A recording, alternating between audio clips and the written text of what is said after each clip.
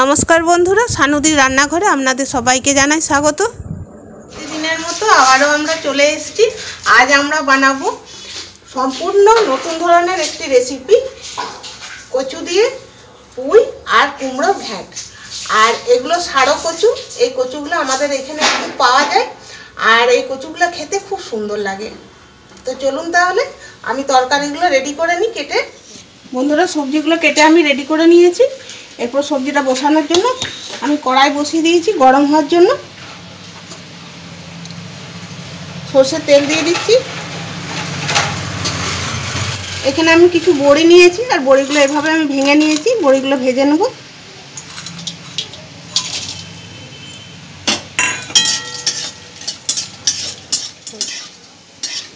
বড়িগুলো ভাজা হয়ে গেছে, তুলে নিচ্ছি।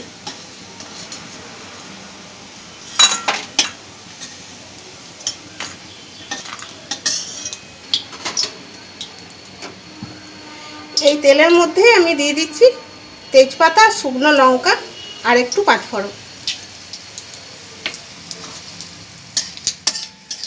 একটু ভালো করে আমি ভেজে নিচ্ছি। লাল লাল করে ভেজে নিয়েছি। আর বন্ধুরা, আমি কচুগুলো দেখিয়েছিলাম না, এইভাবে কচুগুলো আমি কেটে নিয়েছি, এরকম একটু ছোটো ছোটো করে। এরপরে কেটে রাখা সব সবজি আমি দিয়ে দিচ্ছি।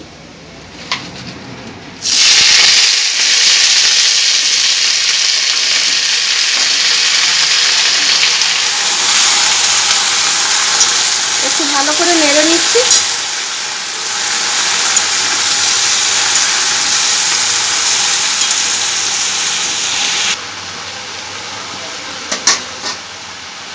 আমি ছোলার ডাল ভিজিয়ে রেখেছিলাম এতে দেওয়ার জন্য। ছোলার ডালগুলো খুব সুন্দর ভিজে গেছে, দেখুন। দিয়ে দিচ্ছি এর মধ্যে।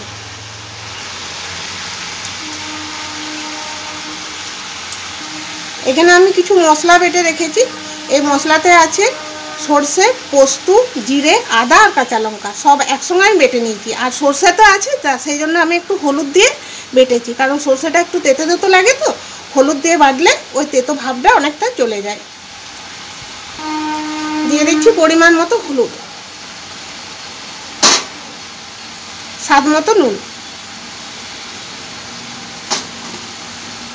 খুব ভালো করে সব উপকরণগুলো মিশিয়ে নিচ্ছি।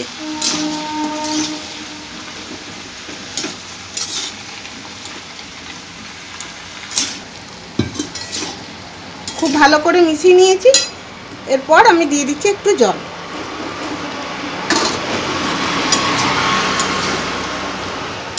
জল দিয়ে আর ঢাকা দিয়ে আমি বেশ কিছুক্ষণ হতে দেবো।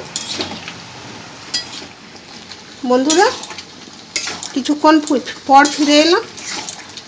আর এই দেখুন, আর একটু হবে, জল জল লাগছে না, আর আলুটা একটু সেদ্ধ হবে, আর এই কচুটা একটু শক্ত আছে, সেদ্ধ হবে। আর একটু হোক, তারপরে আবার আপনাদেরকে দেখাচ্ছি।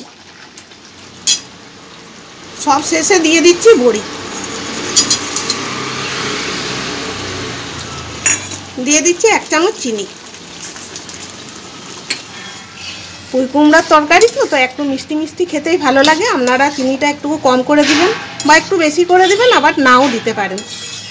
তো আমি যেভাবে বানালাম পুঁই কুমড়ার তরকারিটা, আপনারাও বাড়িতে একবার বানিয়ে দেখুন, আর কেমন লাগে আমাকে কমেন্ট করে অবশ্যই জানাবেন।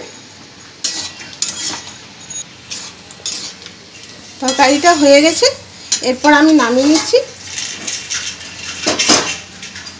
একটা থালা নিয়েছি, থালার মধ্যেই নামিয়ে নিচ্ছি।